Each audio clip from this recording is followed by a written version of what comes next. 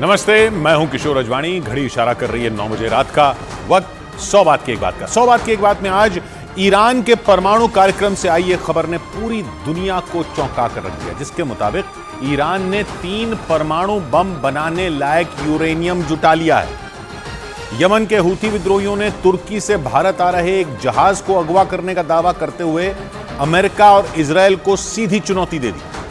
पाकिस्तान के चुनावों में आतंकी संगठन लश्कर तैयबा के चीफ हाफिज सईद का बेटा तलहा सईद भी चुनाव लड़ेगा, जिससे साफ हो गया कि पाकिस्तान में आतंकी पूरी तरह बेलगाम है। और उत्तरकाशी में सुरंग में फंसे 41 मजदूरों की जान बचाने के लिए एक रोबोट सुरंग के अंदर भेजने की योजना पर काम शुरू हो गया। बड़ी खबर ईरान से जुड़े एक बहुत बड़े दावे पर। खबर है कि ईरान जल्द ही 1 या 2 नहीं बल्कि एक साथ 3 परमाणु बम बना सकता है। इजरायल और हमास की जंग के बीच ईरान से जुड़ी इस खबर ने पूरी दुनिया में हड़कंप मचा दिया, क्योंकि हमास, हिजबुल्ला और हूथी लड़ाकों जैसे खतरनाक संगठनों के पीछे खड़े ईरान के पास अगर 3 परमाणु बम हो गए तो दुनिया पर महाविनाश का खतरा मंडराने लगेगा। ईरान 3 परमाणु बम बना सकता है, इसका दावा परमाणु कार्यक्रमों पर नजर रखने वाली यूएन की संस्था IAEA यानी इंटरनेशनल एटॉमिक एनर्जी एजेंसी का है। IAEA की एक रिपोर्ट के मुताबिक ईरान इतना यूरेनियम जुटा चुका है कि वो कुछ ही दिनों के अंदर 3 एटम बम बना सकता है, जिसका मतलब यह है कि इजरायल और हमास की जंग के बीच पूरी दुनिया पर विश्व युद्ध का खतरा मंडरा रहा है। क्योंकि इजरायल को दुनिया के नक्शे से मिटा देने का सपना देखने वाला ईरान हमास और हिजबुल्ला और हूथी लड़ाकों जैसे खतरनाक चरमपंथी संगठनों को न सिर्फ पैसे पहुंचाता है बल्कि भारी मात्रा में हथियार और गोला बारूद भी सप्लाई करता है। और अगर ईरान में बनाए गए तीनों परमाणु बमों में एक भी इन संगठनों के हाथ लग गया तो दुनिया में कैसी तबाही मचेगी, इसका अंदाजा भी लगाना मुश्किल है। हमास के साथ इजरायल की जंग के दौरान आए दिन ईरान समेत कई मुस्लिम देश इजरायल और अमेरिका को आंखें दिखा रहे हैं और गाजा पर इजरायल के हमलों को उसकी सबसे बड़ी गलती बता रहे हैं। वहीं अमेरिका समेत कई पश्चिमी देश इजरायल के पीछे हथियार और गोला बारूद लेकर पूरी मजबूती के साथ खड़े हैं। यानी अगर परमाणु हथियारों के साथ ईरान जंग में कूदा तो तीसरा विश्व युद्ध शुरू होने में देर नहीं लगेगी, क्योंकि अमेरिका के साथ उसकी दुश्मनी दशकों पुरानी है और बीते कुछ साल से दोनों के बीच जंग की तलवार खिंची हुई है। और इसी वजह से दुनिया को डर सताने लगा कि अमेरिका और इजरायल को रोजाना बदले की धमकी देने वाला ईरान कहीं युद्ध का नया मोर्चा ना खोल दे। जंग की दहलीज पर खड़े अमेरिका और ईरान 35 साल पहले भी एक दूसरे से सीधी जंग लड़ चुके हैं, लेकिन गाजा पर इजरायल के हमलों और अमेरिका की इजरायल को खुली मदद से ईरान का खून खौल रहा है। और बीते 40 दिन में दोनों एक दूसरे को कई बार जंग की धमकी भी दे चुके हैं। अमेरिका और ईरान में बढ़े हुए तनाव के बीच यूएन की संस्था IAEA यानी इंटरनेशनल एटॉमिक एनर्जी एजेंसी की एक रिपोर्ट ने अमेरिका समेत दुनिया भर के देशों के होश उड़ा दिए। IAEA की रिपोर्ट में दावा किया गया कि ईरान ने करीब 128 किलो यूरेनियम इकट्ठा कर लिया। IAEA के मुताबिक एक परमाणु बम बनाने के लिए 42 किलो यूरेनियम की जरूरत होती है और जितना यूरेनियम ईरान के पास है वो 3 परमाणु बम आसानी से बना सकता है। लेकिन परेशानी उस यूरेनियम की शुद्धता से है।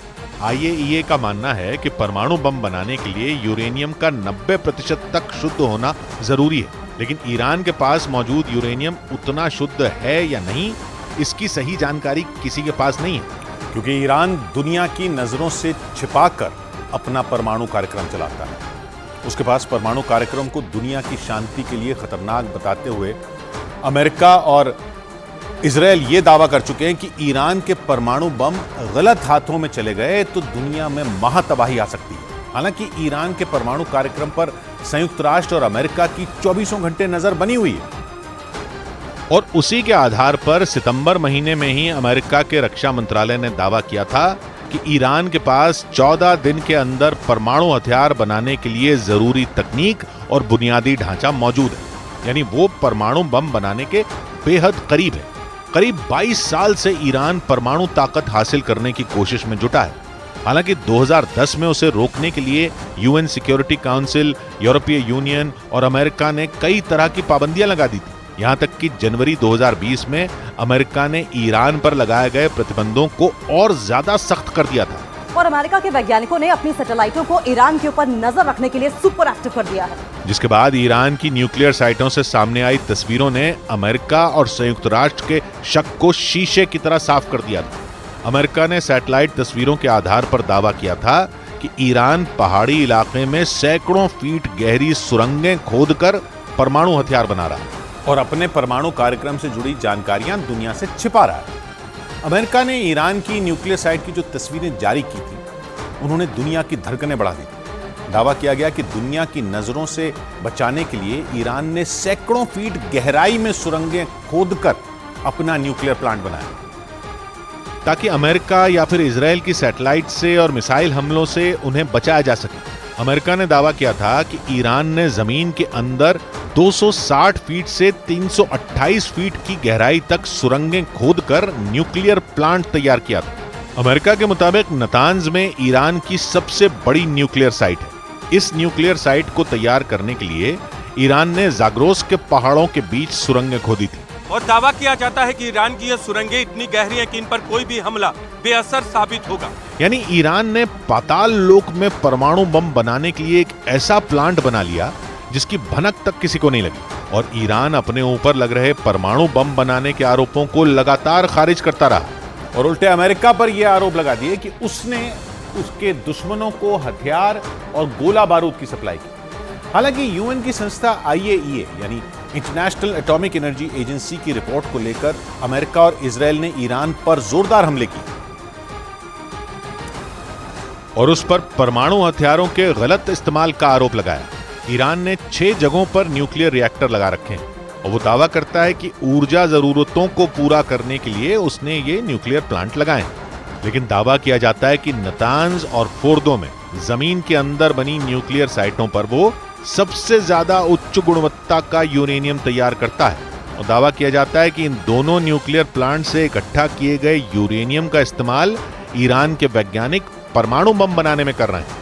खतरा इस बात का भी है कि ईरान के परमाणु हथियार बना लेने के बाद पश्चिम एशिया में न्यूक्लियर रेस शुरू हो जाएगी, जो पश्चिम एशिया ही नहीं पूरी दुनिया के लिए महाविनाश की वजह बन सकती है। क्योंकि परमाणु बम के साथ ही ईरान ने बीते कुछ सालों में अपनी सैन्य ताकत भी बढ़ाई है, जिससे वो जंग होने पर अमेरिका और इजराइल से सीधी टक्कर ले सके। ईरान ने दावा किया कि उसने ऐसी हाइपरसोनिक मिसाइल तैयार कर ली है जिसकी रेंज में इजराइल के कई बड़े शहर हैं।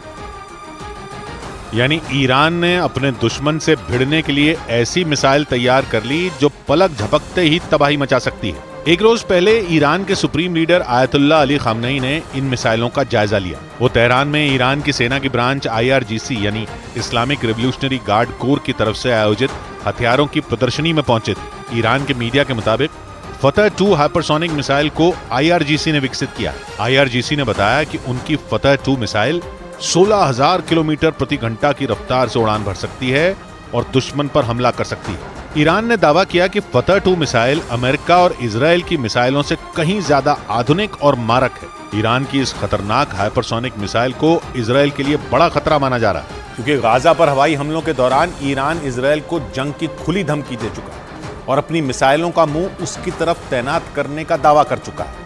ईरान इजराइल के साथ ही उसका साथ दे रहे अमेरिका को भी खुली धमकी दे चुका है और अगर गाजा में आग लगी तो उसकी लपटें उसे भी जला देंगी। यानी इजराइल और हमास की जंग में ईरान सीधे सीधे अमेरिका से भिड़ सकता है। हालांकि इजराइल के अखबार द टाइम्स ऑफ इजराइल के मुताबिक इजराइल के हमास के खिलाफ जंग का ऐलान करने के बाद से पश्चिम एशिया में अमेरिका की सेना पर 30 से ज्यादा हमले हो चुके हैं। इराक और सीरिया में अमेरिकी सैनिकों को वहां के चरमपंथी संगठनों ने निशाना बनाया। इराक और सीरिया वो देश हैं जहां ईरान की तूती बोलती है। इराक तो ईरान का पड़ोसी है, जहां ईरान कई लड़ाकों का समर्थन करता है और वो लड़ाके ईरान के इशारे पर काम करते हैं। वहीं सीरिया इजराइल का दुश्मन है और ईरान का पक्का दोस्त। यानी इजराइल और हमास की जंग का दायरा तेजी से बढ़ रहा है और ईरान के तेवर से माना जा रहा है कि ये जंग और बड़ी हो सकती है। उधर बड़ी खबर आई इजराइल के खिलाफ जंग का नया मोर्चा खोलने की तैयारी में जुटे हूथी लड़ाकों से जुड़ी। ईरान हूथी लड़ाकों की आड़ में समंदर में अमेरिका और इजराइल को सीधी चुनौती देता दिखा, क्योंकि हूथी लड़ाकों ने दावा किया कि उन्होंने लाल सागर में इजराइल का जहाज हाईजैक कर लिया और उसे यमन ले गए। जिस जहाज को हूथी लड़ाकों ने पकड़ा वो तुर्की से भारत आ रहा था। लेकिन इजराइल ने दावा किया कि वो जहाज उसका नहीं था बल्कि ब्रिटेन का था, जिसे जापान इस्तेमाल कर रहा था। जहाज हाईजैक होने के बाद जापान ने हूथी लड़ाकों से बात भी की और उनसे जहाज को छोड़ने के लिए कहा। इस बीच इजराइल ने इस मामले में बयान जारी कर ईरान को घेरा और इस घटना को ईरान का आतंकवाद बता दिया। लाल सागर में जहाज हाईजैक करने का मामला ऐसे वक्त में आया जब खबर आई कि ईरान ने 3 परमाणु बम बनाने के लिए जरूरी यूरेनियम जुटा लिया और अपनी नई हाइपरसोनिक मिसाइल दुनिया को दिखाई, जिसके बाद खबर आई कि ईरान के समर्थन वाले यमन के हूथी लड़ाकों ने समंदर में एक जहाज हाईजैक कर लिया। दावा किया कि उन्होंने इजराइल का जहाज हाईजैक किया और इसलिए इसे समंदर में इजराइल और अमेरिका को ईरान की सीधी चुनौती माना गया, क्योंकि हूथी लड़ाकों ने डंके की चोट पर दावा किया कि इजराइल का एक जहाज उनके कब्जे में। और वो आगे भी लाल सागर में इजराइल के जहाजों को निशाना बनाएंगे, क्योंकि ईरान के समर्थन वाले हूथी विद्रोहियों ने दावा किया कि गैलेक्सी लीडर नाम का इजराइल का जहाज उन्होंने हाईजैक कर लिया। हूथी लड़ाकों ने जिस जहाज को पकड़ा वो तुर्की से भारत की ओर आ रहा था, लेकिन लाल सागर में यमन के नजदीक पहुंचते ही हूथी लड़ाकों ने जहाज को हाईजैक कर लिया और उसे यमन के बंदरगाह पर ले गए, जिसके बाद हूथी लड़ाकों ने प्रेस कॉन्फ्रेंस करके यह दावा किया कि इजराइल का एक जहाज उनके कब्जे में है जिसका नाम गैलेक्सी लीडर है। और हूथी लड़ाकों का कहना है कि वो लाल सागर में इजराइल के दूसरे जहाजों को भी निशाना बनाएंगे, जिसका मतलब यह हुआ कि हूथी लड़ाकों ने लाल सागर में इजराइल की परेशानी बढ़ाने की तैयारी कर ली। उन्होंने पहले लाल सागर के ऊपर से इजराइल पर मिसाइलें दागी और अब वो इजराइल के जहाजों का लाल सागर से आना जाना मुश्किल करना चाहते हैं। क्योंकि जहाज हाईजैक करने के बाद हूथी लड़ाकों ने इजराइल को सीधी चुनौती दी और बयान दिया कि हूथी विद्रोही उन जहाजों को टारगेट करेंगे जिन पर इजराइल के झंडे लगे होंगे। इजराइल की कंपनियों के जहाज भी उनके निशाने पर होंगे, इसलिए जिन जिन देशों के नागरिक इजराइल के जहाजों पर क्रू मेंबर की तरह काम कर रहे हैं वो उन्हें वापस बुला लें, क्योंकि हूथी विद्रोही समंदर में इजराइल के जहाजों को निशाना बनाने की तैयारी में हैं, जिसकी शुरुआत उन्होंने गैलेक्सी लीडर नाम के जहाज को हाईजैक करके कर दी और पूरी तैयारी से जहाज का अपहरण करने का दावा किया। खबर है कि गैलेक्सी लीडर नाम के इस जहाज को आखिरी बार 2 दिन पहले लाल सागर में देखा गया था, जिसके बाद जहाज के बारे में कुछ पता नहीं चला और फिर खबर आई कि जहाज को हाईजैक कर लिया गया और हूथी लड़ाके उसे अपने साथ यमन लेकर चले गए। हूथी लड़ाकों ने अपनी प्रेस कॉन्फ्रेंस में बताया कि जैसे ही जहाज यमन के नजदीक पहुंचा, हूथी लड़ाकों का हेलीकॉप्टर जहाज के ठीक ऊपर पहुंच गया और धीरे धीरे कई हूथी लड़ाके जहाज पर उतर गए, जिसके बाद उन्होंने जहाज को कब्जे में ले लिया और इसी के साथ संकेत मिल गए कि लाल सागर में जंग का एक नया मैदान तैयार हो रहा है, जिसमें हूथी लड़ाके इजराइल से सीधा भिड़ने की तैयारी में हैं। क्योंकि उन्होंने केवल जहाज का अपहरण ही नहीं किया बल्कि ये भी बोल दिया कि लाल सागर में यमन के नजदीक से इजराइल का जो जहाज गुजरेगा हूथी लड़ाके उसे अगवा कर लेंगे।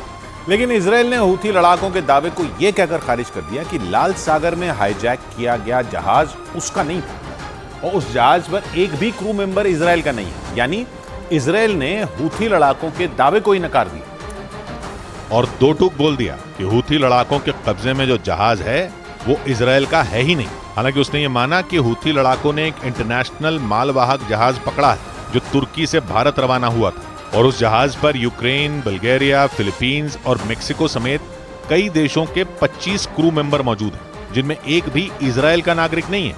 यही नहीं, इजराइल ने कहा कि इस मालवाहक जहाज की मालिक ब्रिटेन की एक कंपनी है और जापान की एक कंपनी इस जहाज को चला रही थी। आसान शब्दों में कहें तो ब्रिटेन के जहाज को जापान इस्तेमाल कर रहा था। ये दावा इजराइल ने किया और हूथी लड़ाकों के इजराइल का जहाज हाईजैक करने के दावे को ही नकार दिया। या यूं कहें कि इजराइल ने ईरान की हूथी लड़ाकों के जरिए उसे घेरने की प्लानिंग फेल करने की कोशिश की, क्योंकि इजराइल ने केवल उसका जहाज हाईजैक होने की खबर खारिज नहीं की बल्कि इस मामले में ईरान को भी घसीट लिया और दो टूक बोल दिया कि हूथी लड़ाकों का यह कदम ईरान की एक आतंकी हरकत है। यमन के हूथी लड़ाकों के सिर पर ईरान का हाथ माना जाता है और इसीलिए इजराइल ने इस मामले में बेझिझक होकर ईरान का नाम लिया। गाजा जंग के बाद इजराइल और ईरान के बीच का तनाव बढ़ चुका है और जैसे ही खबर आई कि हूथी विद्रोहियों ने लाल सागर में एक जहाज का अपहरण किया है, इजराइल आक्रामक हो गया और नेतन्याहू के कार्यालय का बयान आया कि ये ईरान की एक और आतंकी हरकत है जो समंदर के उन रास्तों पर खतरा बढ़ाती है जहां से अलग अलग देशों के जहाज गुजरते हैं क्योंकि ईरान के समर्थन वाले हूथी लड़ाके लाल सागर में खुली जंग लड़ने का ऐलान कर चुके हैं और उन्होंने इजरायल के झंडे वाले जहाजों को निशाना बनाने की चुनौती भी दी। लाल सागर में जहाज हाईजैक करने से कुछ घंटे पहले भी हूथी लड़ाकों ने धमकी दी थी और संकेत दिए थे कि वो इजरायल के खिलाफ जंग तेज करने के मूड में। हूथी लड़ाकों ने इजरायल को सीधी धमकी दी और बोल दिया कि वो इजरायल के खिलाफ सैन्य अभियान तब तक जारी रखेंगे जब तक गाजा में जंग नहीं रुकती। और इसीलिए उन्होंने ऐलान किया कि वो लाल सागर में इजरायल के जहाजों को बार बार निशाना बनाएंगे। हालांकि इजरायल ने इस बात से मना कर दिया कि उसका जहाज हूथी लड़ाकों के कब्जे में, लेकिन खबर आई कि हूथी लड़ाकों के कब्जे में जो जहाज है वो इजरायल के एक बड़े कारोबारी का है, जबकि इजरायल का कहना है कि हूथी लड़ाकों के कब्जे में जो जहाज है वो ब्रिटेन की कंपनी का है।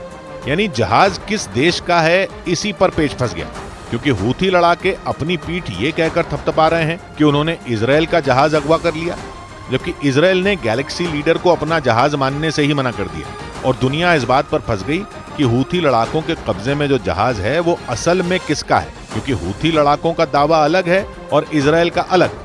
लेकिन इस सारी उठापटक के बीच ये तो पक्का है कि हमास और हिजबुल्लाह के बाद हूथी लड़ाके भी इजरायल का तनाव बढ़ाना चाहते हैं, क्योंकि गाजा में जंग के बाद इजरायल उनके निशाने पर आ गया और वो सीजफायर की मांग करते हुए इजरायल को धमका भी चुके हैं। और पिछले कुछ हफ्तों से दक्षिणी इजरायल के एलर्ट शहर पर मिसाइलों से अटैक कर रहे हैं। हूथी लड़ाकों ने एलर्ट पर ड्रोन से भी अटैक किया था। एक ड्रोन तो एलर्ट में एक रिहायशी इमारत से टकरा भी गया था, जिसके बाद इजरायल अलर्ट हो गया। उसने लाल सागर में अपने जंगी जहाज तैनात कर दिए। न्यूज़ 18 की टीम भी दक्षिणी इजरायल के एलर्ट शहर पहुंची, जहां लाल सागर में इजरायल की नौसेना हूथी लड़ाकों से भिड़ने की तैयारी करती नजर आई। हम लाल सागर के पास मौजूद हैं, इजराइल की सीमा के अंदर। बोट को आप देख सकते हैं लाल सागर में जो इजराइल के हैं और लगातार सीमा की निगरानी करें। हूथी लड़ाकों ने लाल सागर के रास्ते जब इजरायल पर मिसाइलें दागी थीं, तो अमेरिका भी सावधान हो गया था। उसने हूथी लड़ाकों की कई मिसाइलों को मार गिराने का दावा भी किया था और बाकी का काम इजरायल के एरो 3 मिसाइल डिफेंस सिस्टम ने कर दिया था, जिसे हूथी लड़ाकों के सक्रिय होते ही दक्षिणी इजरायल में सीमा पर तैनात कर दिया गया था। पिछले कई हफ्तों से एरो 3 मिसाइल डिफेंस सिस्टम ने लाल सागर में हूथी लड़ाकों की कई मिसाइलों को मार गिराया, लेकिन हूथी लड़ाके नहीं रुके। उल्टा उन्होंने इजरायल पर हमले तेज करने के संकेत दे दिए, जिसके लिए लाल सागर में जंग का माहौल बनता दिखा, क्योंकि हूथी लड़ाके लाल सागर के रास्ते ही मिसाइलें दाग रहे हैं और इसीलिए इजरायल ने वहां अपने जंगी जहाजों की गश्त बढ़ा दी। अफ्रीका और एशिया को अलग करने वाला लाल सागर हिंद महासागर में एंट्री का रास्ता खोलता है, जिसकी सीमाएं यमन, मिस्र, सूडान, सऊदी अरब और इजरायल जैसे देशों से लगती हैं। इसके पूर्वी छोर पर सऊदी अरब और यमन जैसे देश, जबकि पश्चिमी छोर पर मिस्र और सूडान जैसे देश, और इन सब के बीच इजरायल का भी एक छोटा सा कोना लाल सागर से लगता है, जहां इजरायल का एलर्ट शहर बसा है। और हूथी लड़ाकों के निशाने पर दक्षिणी इजरायल का यही शहर है, जिसे इजरायल के सबसे शांत शहरों में गिना जाता है। लेकिन गाजा की जंग की आंच इजरायल के इस शहर तक भी पहुंच गई, क्योंकि इजरायल के खिलाफ हमास का साथ देने के लिए हूथी लड़ाके मैदान में आ गए। और यमन की राजधानी सना से करीब 2000 किलोमीटर दूर इजरायल के एलर्ट शहर पर मिसाइलें दागने लगे। यही नहीं, जैसे ही हूथी लड़ाकों ने इजरायल का जहाज हाईजैक करने का दावा किया, हमास का बयान आ गया, जिसमें उसने कहा कि हूथी लड़ाकों का यह कदम तारीफ के काबिल है। जिसका मतलब ये हुआ कि ट्रिपल एच कहे जाने वाले हिजबुल्लाह, हूथी और हमास के लड़ाके एक दूसरे का साथ दे रहे हैं। और इन तीनों कट्टरपंथी संगठनों की आड़ में ईरान अपना काम कर रहा है, क्योंकि हिजबुल्लाह को ईरान ने बनाया था। गाजा जंग में ईरान ने हमास का साथ दिया और हूथी लड़ाकों के सिर पर भी ईरान का हाथ है। और इसीलिए कहा जाता है कि ट्रिपल एच जो करते हैं वो ईरान के इशारे पर करते हैं। और इसीलिए जैसे ही हूथी लड़ाकों ने लाल सागर में इजरायल से भिड़ने का ऐलान किया, इजरायल ने ईरान पर निशाना साधना शुरू कर दिया, क्योंकि उसे पता है कि हूथी लड़ाकों को हथियार और तकनीक दोनों ईरान से ही मिलती। और इसीलिए इजरायल ने लाल सागर में जहाज के अपहरण का कनेक्शन सीधा ईरान से जोड़ दिया। यही नहीं, उसने इसे ईरान की आतंकी हरकत बोल दिया। मतलब ये कि इजरायल ने हूथी लड़ाकों को नहीं, बल्कि उनकी आड़ में जंग लड़ रहे ईरान को टारगेट किया, क्योंकि लाल सागर में इजरायल के जहाजों पर संकट मंडराने से सबसे ज्यादा फायदा ईरान को ही हो सकता है। क्योंकि अगर हूथी लड़ाकों का सामना इजरायल से हुआ तो उनसे लड़ने अमेरिका भी आएगा, और हूथी लड़ाके इजरायल के साथ साथ अमेरिका को भी नुकसान पहुंचा सकते हैं। और इसीलिए अमेरिका भी सावधान हो गया। उसने ईरान को मुंहतोड़ जवाब देने की तैयारी भी कर डाली। क्योंकि पश्चिमी मीडिया ने दावा किया कि अमेरिका ने अपने खतरनाक जंगी जहाज को ईरान के पास तैनात कर दिया। उसके खतरनाक बॉमर भी ईरान के आसपास मंडराने लगे, जिसका सीधा मतलब यह हुआ कि अमेरिका की नजर ट्रिपल एच पर भी है और उसके पीछे से पश्चिम एशिया में खेल खेलने वाले ईरान पर भी। और इसीलिए अमेरिका का खतरनाक जंगी जहाज ईरान के पास ओमान की खाड़ी में पहुंच चुका है और ईरान की सीमा से केवल 300 किलोमीटर दूर खड़ा है। ये दावा पश्चिमी मीडिया ने किया और जानकारी दी कि ओमान की खाड़ी में तैनात अमेरिका के जंगी जहाज पर कई लड़ाकू विमान और मिसाइलें तैनात हैं जो ईरान के पूर्वी और मध्य हिस्से को तबाह कर सकती हैं। जिसका मतलब ये हुआ कि ईरान को सबक सिखाने के लिए अमेरिका ने भी तैयारी कर ली है, क्योंकि केवल उसका जंगी जहाज ही नहीं बल्कि अमेरिका का B-1 बॉमर भी तुर्की के पास लाल सागर में तैनात कर दिया गया। इसके अलावा लाल सागर और ओमान की खाड़ी में भी अमेरिका के जंगी जहाज पहुंच गए।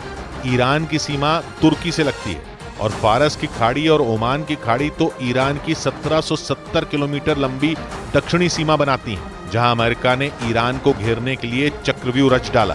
क्योंकि ईरान गाजा जंग की आड़ में ट्रिपल एच को हथियार की तरह इस्तेमाल कर रहा है। पहले उसने लेबनान के रास्ते इजराइल पर हमले की जमीन तैयार की और अब यमन के रास्ते दक्षिणी इजराइल को निशाना बना रहा है, जिसके लिए लाल सागर में माहौल गर्माता दिखाई दिया। क्योंकि यमन के कट्टरपंथी शिया हूथी लड़ाकों ने लाल सागर में जहाजों को अगवा करने का प्लान बनाया। फिलहाल तो हूथी लड़ाके इजराइल को निशाना बना रहे हैं, लेकिन जैसे संकेत हैं उनसे लगा कि हूथी लड़ाके इजराइल के दोस्त अमेरिका पर भी हमला करेंगे और लाल सागर से गुजरने वाले अमेरिका के जहाजों को भी निशाना बना सकते हैं। जिसके बाद इजराइल ने बिना घुमाए फिराए बोल दिया कि ईरान समंदर में इजराइल और अमेरिका को चुनौती दे रहा है और आतंकी हरकतें कर रहा है। यानी इजराइल और अमेरिका को पता है कि हूथी लड़ाके खुद कुछ नहीं कर रहे बल्कि ईरान उनसे ये करवा रहा है, क्योंकि वो समंदर, जमीन और आसमान में इजराइल और अमेरिका के खिलाफ हमास, हिजबुल्ला और हूथी लड़ाकों को आगे खड़ा कर रहा है और उनकी आड़ में पूरे पश्चिम एशिया को जंग में झोंकने की साजिश रच रहा है। उधर ब्रेकिंग न्यूज आ रही है इजराइल पर हिजबुल्ला के हमले से जुड़ी। चरमपंथी संगठन हिजबुल्ला ने लेबनान बॉर्डर पर मौजूद इजराइल के एक मिलिट्री बेस पर ताबड़तोड़ मिसाइलें गिराकर ध्वस्त कर दिया। हिजबुल्ला के इस हमले का एक वीडियो भी सामने आया जिसमें इजरायली मिलिट्री बेस के परखचे उड़ते दिखाई दिए। हर तरफ आग और धुएं का गुबार उठता नजर आया। हालांकि इस बात की जानकारी नहीं मिल सकी है कि हिजबुल्ला के हमले में इजराइल के कितने सैनिक मारे गए, लेकिन दावा यह किया जा रहा है कि इस हमले की वजह से इजराइल को बड़ा नुकसान पहुंचा है। ये वही हिजबुल्ला है जो इजराइल के खिलाफ हमास के समर्थन में जंग में उतरने की कई बार धमकी दे चुका है। इस चरमपंथी संगठन का दावा है कि अगर उसने जंग का बिगुल बजाया तो फिर दुनिया के नक्शे से इजराइल को मिटने से कोई नहीं बचा पाएगा। जावेद हमारे साथ जुड़ रहे हैं लेबनान से। जावेद, तो अब तो ये सीधा हमला ही हो गया हिजबुल्ला का। जी किशोर, देखिए हिजबुल्ला के ताबड़तोड़ हमले जारी हैं। हिजबुल्ला ने जिस इजराइल के इस सैन्य ठिकाने पर हमला किया ये बेहद अहम है। 91 डिवीज़न का ये सैन्य ठिकाना है इजराइल का, जो कि नॉर्दर्न इजराइल में बेहद अहम पॉइंट है और इस पर मिसाइल से हमला किया है। और देखिए जिस तरह की तस्वीरें बराने से आई हैं वो बेहद हैरान करने वाली है। परखच्चे इस बैरक के आसपास उड़ गए हैं। तो कि पिछले कई दिनों से हिजबुल्ला लगातार अपना युद्ध का दायरा जो है वो बढ़ाता जा रहा है और भीषण जंग इस वक्त हिजबुल्ला और इजराइल के बीच इस मोर्चे पर चल रही है। कई बार आज भी दिन में हिजबुल्ला ने कई जगह अटैक किया और लगातार इजराइल भी हिजबुल्ला के ठिकानों पर हमले कर रहा है। जी, और हिजबुल्ला ने सिर्फ हमले ही नहीं किए बल्कि एक वीडियो जारी कर इजराइल को बड़ी धमकी भी दे दी। हिजबुल्ला ने इस वीडियो के जरिए यह बताने की कोशिश की कि उसके लड़ाके सीमा पार करके भी इजराइल की जमीन पर हमले बोलने के लिए तैयार हैं। यानी वो इजराइल की सीमा में घुसकर कभी भी उसके साथ सीधी जंग छेड़ सकते हैं। हिजबुल्ला और इजराइल के बीच सीमा पर 7 अक्टूबर के बाद से ही लड़ाई छिड़ी हुई, लेकिन अब तक दोनों एक दूसरे पर ड्रोन, रॉकेट और मिसाइलों से ही हमले बोल रहे हैं। ऐसा पहली बार हुआ जब हिजबुल्ला ने वीडियो जारी करके इजराइल को चेतावनी दी कि वो आ रहे हैं। और इसी वजह से ये माना जा रहा है कि हिजबुल्ला के लड़ाके इजराइल की सीमा पार जाने के लिए बिल्कुल तैयार बैठे हैं। यानी जो लड़ाके सीमा पार से इजराइल की सेना को चुनौती दे रहे थे वो सीधे इजराइल में घुसकर वहां कत्लेआम मचा सकते हैं। इसका मतलब ये कि इजराइल पर एक बार फिर 7 अक्टूबर जैसे हमले का खतरा मंडरा रहा है, लेकिन इस बार उसका दुश्मन हमास से कहीं ज्यादा खतरनाक और ताकतवर है। और हिजबुल्ला ने वीडियो जारी कर यह बता दिया कि इजराइल के लिए वो हमास से कहीं बड़ा खतरा है। हिजबुल्ला के जोरदार हमले की जानकारी खुद इजराइल की सेना की तरफ से दी गई। जिसके मुताबिक लेबनान की सीमा से उसके कई ठिकानों पर एक साथ भीषण हमले बोले गए। इजरायल की सेना ने यह जानकारी दी कि 1 घंटे के अंदर ही हिजबुल्लाह ने उसके कई इलाकों पर 3 ड्रोन और 25 रॉकेट दाग दी। यानी हिजबुल्लाह ने एक साथ ऐसे ताबड़तोड़ हमले बोले कि इजरायल की फौज भी कुछ देर के लिए खौफ से भर गई। हालांकि इजरायल की सेना ने तुरंत पलटवार शुरू किया और लेबनान की तरफ से दागे गए तीनों ड्रोन को मार गिराने का दावा किया। हालांकि हिजबुल्लाह की तरफ से दागे गए 25 रॉकेट में कुछ इजरायल के इलाकों तक पहुंचने में कामयाब हो गए, लेकिन इजरायल ने दावा किया कि वो ऐसे इलाकों में गिरे जिनसे कोई बड़ा नुकसान नहीं हुआ। यानी इस बार इजरायल ने हिजबुल्लाह के हमले को पूरी तरह नाकाम कर दिया। लेकिन माना जा रहा है कि इजरायल के लिए खतरा टलने वाला नहीं है, क्योंकि हिजबुल्लाह अपने ठिकानों पर हुए इजरायल के हमले से बुरी तरह बौखलाया हुआ है। हिजबुल्लाह के हमलों से पहले इजरायल की सेना ने दक्षिणी लेबनान पर एयर स्ट्राइक कर वहां तबाही मचा दी थी, जिससे भड़का हिजबुल्लाह अब युद्ध का नया मोर्चा खोलने की तैयारी में जुट गया ताकि वो इजरायल के हमलों का बदला ले सके, क्योंकि इजरायल की सेना ने दक्षिणी लेबनान में अपनी खतरनाक मिसाइलें दागकर वहां बने एल्यूमिनियम प्लांट को तबाह कर दिया। बताया गया कि इजरायल की फौज ने एल्यूमिनियम प्लांट पर ड्रोन के जरिए हमले किए, जिसके बाद वहां जोरदार धमाका हुआ और पूरा इलाका आग की लपटों से घिर गया। हालांकि इजरायल के इस भीषण हमले में किसी के मारे जाने का दावा नहीं किया गया, लेकिन इजरायल की इस कार्रवाई से हिजबुल्लाह उस पर भड़क गया और माना जा रहा है कि दक्षिणी लेबनान पर हुई एयर स्ट्राइक की वजह से ही हिजबुल्लाह अब इजरायल के सैन्य ठिकानों को चुन चुन कर निशाना बना रहा है, जिसमें ईरान उसकी खुलकर मदद कर रहा है, जो जंग में इजरायल के लिए बड़ी चुनौती बना हुआ, क्योंकि ईरान सीधे तौर पर नहीं, लेकिन दावा है कि उसके हथियारों के दम पर ही हमास के लड़ाके इजरायल की सेना पर हमले कर रहे हैं। और दावा है कि हमास के साथ हिजबुल्लाह के लड़ाके भी ईरान के खतरनाक हथियारों का इस्तेमाल कर रहे हैं, जो इजरायल की सेना के लिए बड़ी मुसीबत बने हुए हैं, क्योंकि ईरान जंग में खुले तौर पर इजरायल का विरोध कर रहा है और माना जा रहा है कि वो इजरायल से सीधी जंग नहीं लड़ना चाहता। इसलिए ईरान उसके दुश्मनों यानी हमास और हिजबुल्लाह का मददगार बनकर उन्हें हथियारों की सप्लाई कर रहा है, जो इजरायल के लिए खतरा साबित हो सकता है। इसलिए इजरायल अपने दोस्त अमेरिका की मदद लेकर उसके ठिकानों पर हमले करवा रहा है, क्योंकि सिर्फ इजरायल ही नहीं बल्कि अमेरिका भी ईरान को अपना दुश्मन मानता है। अमेरिका की सेना ने तो कुछ दिनों पहले ही सीरिया में ईरान के चरमपंथी संगठनों के ठिकानों पर हमले करने का दावा किया था, क्योंकि 7 अक्टूबर को इजरायल पर हुए हमलों के 10 दिन बाद ही सीरिया में अमेरिका के सैन्य ठिकानों पर ईरान के चरमपंथी संगठन के लड़ाकों ने हमले कर दिए थे। इसलिए अमेरिका और इजरायल मिलकर ईरान को सबक सिखाना चाहते हैं, ताकि हमास और हिजबुल्लाह जैसे खतरनाक चरमपंथी संगठनों का एक साथ सफाया हो सके,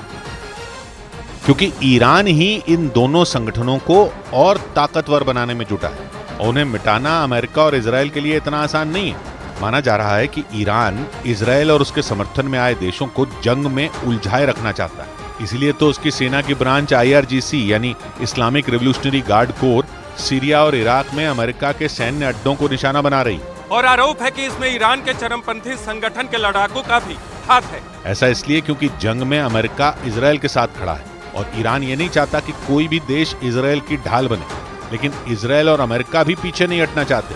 अमेरिका की सेना सीरिया और इराक में ईरान के चरमपंथी संगठन के लड़ाकों के खिलाफ लगातार कार्रवाई कर रही है। उधर बड़ी खबर आई गाजा के अल शिफा अस्पताल से। इजरायल की सेना ने गाजा के सबसे बड़े अस्पताल अल शिफा में बंदूकों को छिपाने का सबूत दे दिया। इजरायल की सेना ने दावा किया कि 7 अक्टूबर को बंदूकों को हमास के लड़ाके अल शिफा अस्पताल ही लेकर पहुंचे थे। इतना ही नहीं, इजरायल की सेना के मुताबिक अस्पताल के नीचे उसे करीब 55 मीटर लंबी एक सुरंग मिली है। इजरायल ने दावा किया कि बंदूकों को अस्पताल लाने के बाद हमास ने अस्पताल में बनी सुरंग के जरिए ही उन्हें दूसरी जगहों पर शिफ्ट किया और अपने दावे को सही साबित करने के लिए इजरायल की सेना ने एक वीडियो भी जारी किया। इजरायल की फौज ने अल शिफा अस्पताल के उस वीडियो के दम पर दावा किया कि 7 अक्टूबर को हमास के लड़ाके अल शिफा अस्पताल में ही बंदूकों को लेकर आए थे और बाद में उन्हें सुरंग के जरिए दूसरी जगहों पर भेजा गया। इजरायल की सेना की तरफ से जारी किए गए उस वीडियो में हथियारों से लैस कुछ लोग एक आदमी की गर्दन पकड़कर उसे जबरदस्ती अल शिफा अस्पताल के अंदर ले जाते नजर आए, जबकि एक दूसरा आदमी बुरी तरह घायल दिखाई दिया। उसे स्ट्रेचर पर लिटाया गया था। इजराइल की सेना ने दावा किया कि हमास ने इसी तरह से बंधकों के साथ बर्बरता की और 7 अक्टूबर को उन्हें जबरदस्ती इजरायल से गाजा के अल शिफा अस्पताल लेकर पहुंचे थे। इजराइल की सेना के मुताबिक उस वीडियो में हमास के लड़ाके जिन 2 लोगों को जबरदस्ती अस्पताल में ले जाते दिखाई दिए वो नेपाल और थाईलैंड के नागरिक हैं। हालांकि उन दोनों को अल शिफा अस्पताल में पहुंचाने के बाद उनके साथ क्या हुआ, उन्हें बाद में कहां छिपाया गया, इजराइल की सेना ने इसकी कोई जानकारी नहीं दी। लेकिन इजराइल ने एक दूसरा वीडियो जारी कर अल शिफा अस्पताल के नीचे सुरंग का जाल होने का दावा किया। इजराइल की सेना के मुताबिक गाजा में हमास की सुरंगों का जो जाल है उसके रास्ते अल शिफा अस्पताल से भी होकर गुजरते हैं। और इजराइल के मुताबिक हमास ने अल शिफा अस्पताल के नीचे बनी सुरंग का इस्तेमाल उस पर हमले के लिए भी किया। इजराइल की सेना की तरफ से जो वीडियो जारी किया गया उसमें एक गहरी सुरंग दिखाई दी, जबकि इजराइल के कुछ सैनिक उस सुरंग के अंदर घुसते नजर आए। उन्होंने उस सुरंग का चप्पा चप्पा खंगाला, लेकिन उन्हें वहां कोई भी बंधक या फिर हमास का लड़ाका नहीं मिला। मगर इजराइल ने दावा किया कि अल शिफा अस्पताल के अंदर बनी उस सुरंग का इस्तेमाल हमास के लड़ाकों ने बंधकों को दूसरी जगह तक पहुंचाने के लिए किया। इतना ही नहीं, इजराइल की सेना के मुताबिक हमास के लड़ाकों ने अस्पताल के नीचे बनी 58 मीटर लंबी सुरंग का इस्तेमाल उसके खिलाफ बड़े पैमाने पर हमले के लिए भी किया।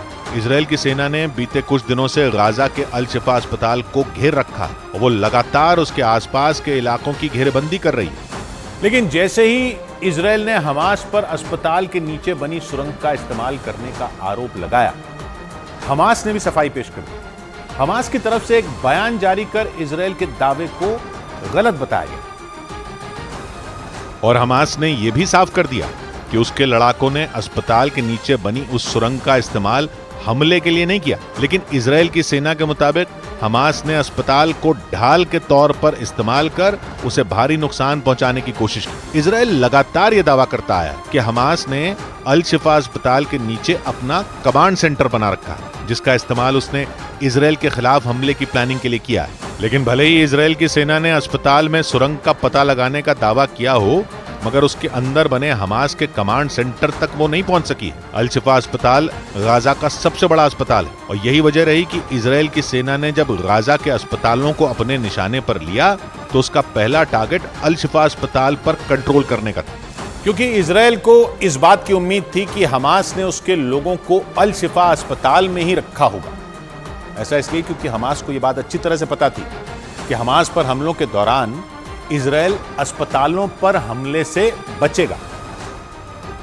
लेकिन इजराइल ने अल शिफा अस्पताल पर भी धावा बोल दिया। इजराइल को इस बात की उम्मीद थी कि हमास ने उसके लोगों को अस्पताल में कहीं छिपा कर रखा होगा, इसीलिए गाजा में जमीनी ऑपरेशन शुरू करने के बाद इजराइल ने अल शिफा अस्पताल को अपनी मुट्ठी में करने के लिए पूरी ताकत झोंक दी। उसने अस्पताल के आसपास के इलाकों में भीषण हमले कर हमास के लड़ाकों को वहां से पीछे खदेड़ा और अल शिफा अस्पताल को घेर लिया। लेकिन उसने जो सोचा था वैसा बिल्कुल नहीं हुआ, क्योंकि ना तो उसे वहां हमास के लड़ाके मिले और ना ही कोई बंधक।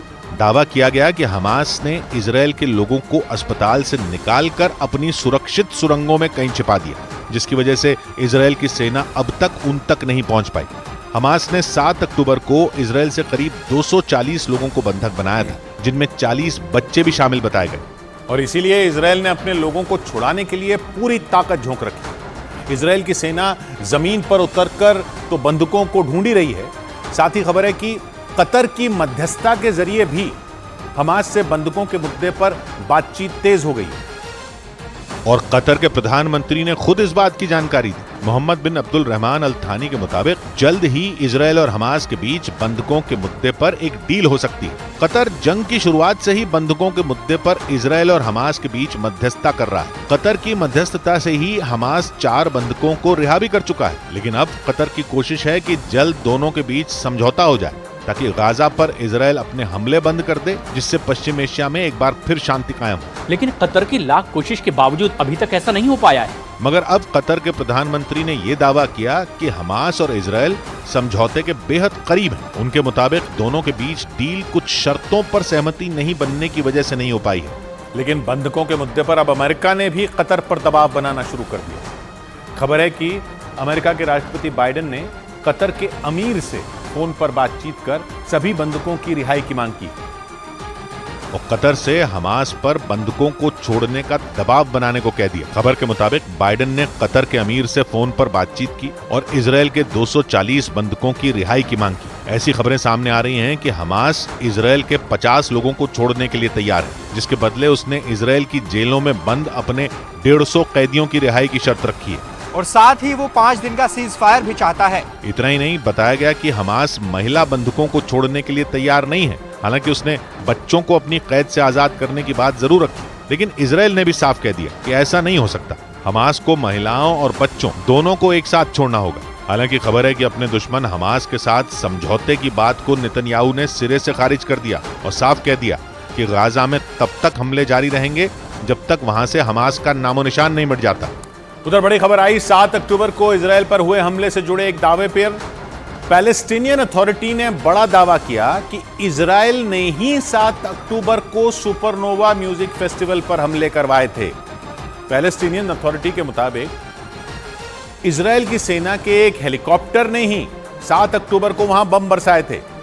इसके लिए पैलेस्टीनियन अथॉरिटी ने इजरायल के एक अखबार की रिपोर्ट का ही हवाला दिया। इजरायल के उस अखबार ने दावा किया कि उसकी ये रिपोर्ट 7 अक्टूबर को हुए हमलों की जांच कर रहे इजरायल की पुलिस के एक अधिकारी से मिली जानकारी पर आधारित है और उसी रिपोर्ट के आधार पर पैलेस्टीनियन अथॉरिटी ने इजरायल पर चौंकाने वाले आरोप लगा दिए।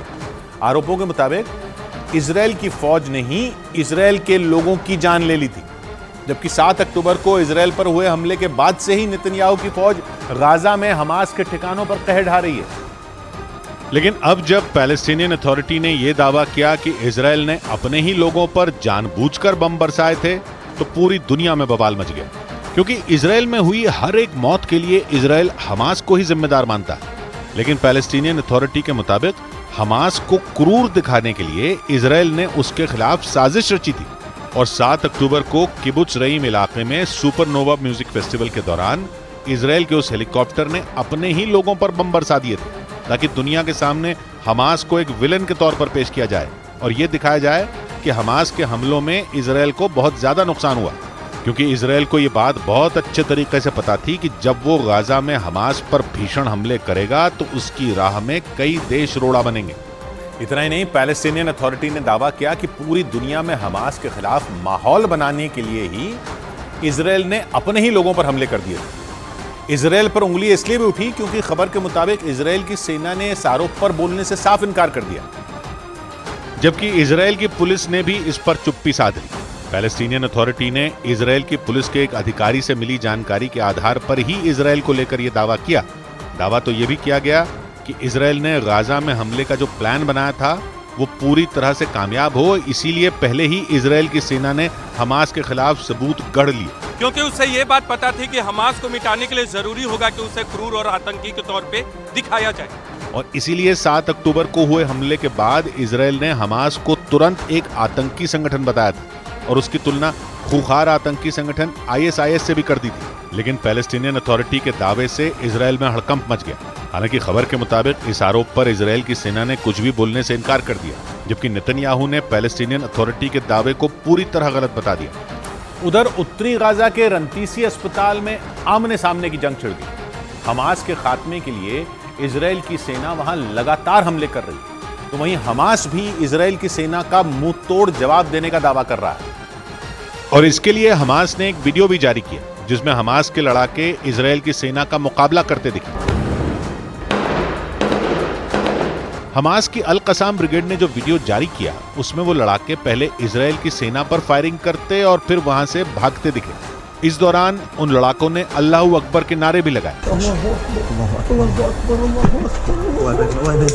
उस वीडियो में हमास के लड़ाके इजरायली टैंकों को भी निशाना बनाते दिखे। इस दौरान दोनों तरफ से ताबड़तोड़ फायरिंग हुई, जिसके बाद अल कसाम ब्रिगेड ने इजरायली टैंकों को नुकसान पहुंचाने का दावा किया। हमास का अंत करने के लिए इजरायल की सेना लगातार हमास के ठिकानों को तबाह कर रही है, लेकिन हमास के लड़ाके भी उसको मुंह तोड़ जवाब देने से पीछे नहीं हट रहे। और इसीलिए रंतीसी अस्पताल में आमने सामने की जंग छिड़ गई, क्योंकि कुछ दिनों पहले इजरायल की सेना ने रंतीसी अस्पताल में हमास का कमांड सेंटर होने के सबूत पेश किए थे।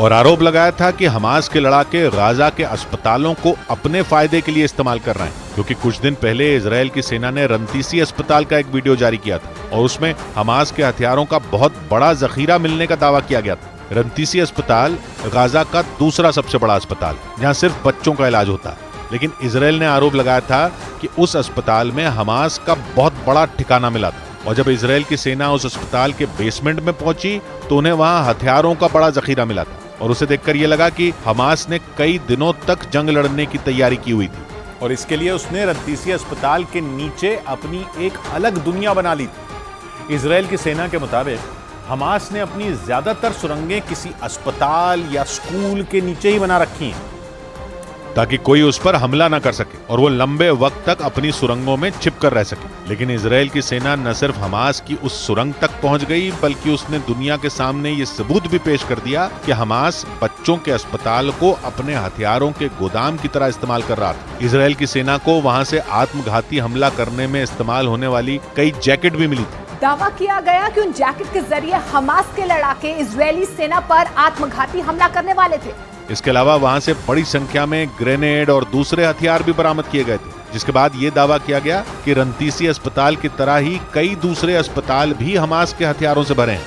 और इसी वजह से इजराइल लगातार गाजा के सबसे बड़े अल शिफा अस्पताल को निशाना बना रहा है, लेकिन उसके हमलों की वजह से वहां मौजूद नवजातों की जान पर भी खतरा मंडराने लगा था, जिसकी वजह से उन बच्चों को गाजा के अल शिफा अस्पताल से मिस्र के एक अस्पताल में शिफ्ट कर दिया गया, क्योंकि इजराइल के लगातार हमलों की वजह से अल शिफा अस्पताल के हालात बद से बदतर हो गए। वहां न तो बिजली है न दवाइयां, ऐसे में उन बच्चों का इलाज करना मुश्किल हो गया और उन बच्चों को मिस्र के रफा के एक अस्पताल में भेज दिया गया, जहां उन्हें बेहतर इलाज मिल सके। इसकी कुछ तस्वीरें भी आईं, जिनमें कुछ स्वास्थ्यकर्मी उन बच्चों को इंक्यूबेटर के साथ एम्बुलेंस से उतारते दिखे। बताया गया कि अल शिफा अस्पताल में बत्ती गुल होने की वजह से कुछ बच्चों को इंक्यूबेटर से नॉर्मल वार्ड में शिफ्ट कर दिया गया, जहां उनकी जान पर खतरा मंडराने लगा था और उसे देखते हुए यह फैसला लिया गया।